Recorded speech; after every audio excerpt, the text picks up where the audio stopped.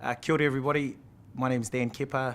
I work for Sport Waitakere as a community coach advisor and been involved with sport for quite a long time, probably 30 plus years, and just have a passion for sport, passion for activity, and just a passion for people as well. The biggest celebration would be the change in attitude and probably just a relief of how people are able to address some of the issues that happen on the sideline or even back at the club or at the school or wherever they are, and being able to have the courage to approach people that maybe have some colourful behaviour and being able to have the tools on board with themselves to be able to deal with those people and try and make a positive change. An example of that would definitely be where a female parent who probably didn't have as much courage as she usually would to be able to approach a male standing on the sideline about how the way he was talking to his son not only affected his son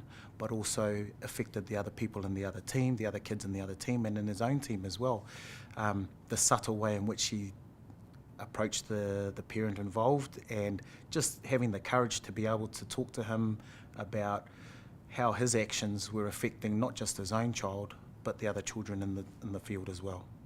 A moment that surprised me the most throughout the workshops was that a lot of parents or people sitting in on the workshop had forgotten the reason why they decided to play sport as a young child, that they had forgotten that it was about having fun, being close with your mates, being in a group of people that share the same interests, but most of all, it's about being part of a family. It's not so much about being the next NRL star or being the next blues player or anything like that.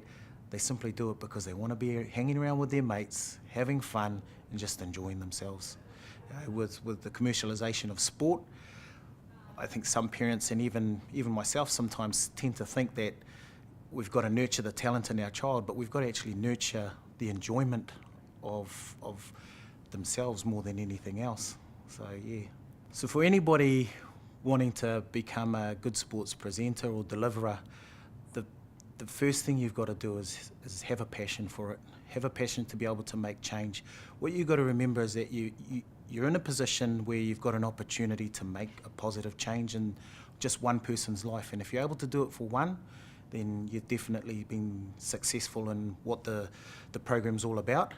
But if you're able to be successful with 2, 3, 4, that just resonates and continues on down the chain. So have a passion for what you want to do, understand the content and the context behind the content as well, and use it to your advantage. But most of all, remember that you're in a position or an opportunity to make positive change in not just the parents' lives, but also the people, the children as well. So yeah. I guess the greatest impact Good Sports has had on me is being able to make that positive change that I was talking about and using the opportunity in front of me. I obviously have looked at high performance sport and everything else, but when you scale it down, no amount of money will ever be enough for you to take the hits during a Saturday game or be able to wake up at 4 in the morning to start training on something that's just totally ludicrous to what you usually do. No amount of money will ever make you do that. It's the passion within inside you that drives you to make that sort of success. So I guess understanding why you do it is probably the biggest impact that Good Sports has had on me. And it's about being the best you can and having fun along the way.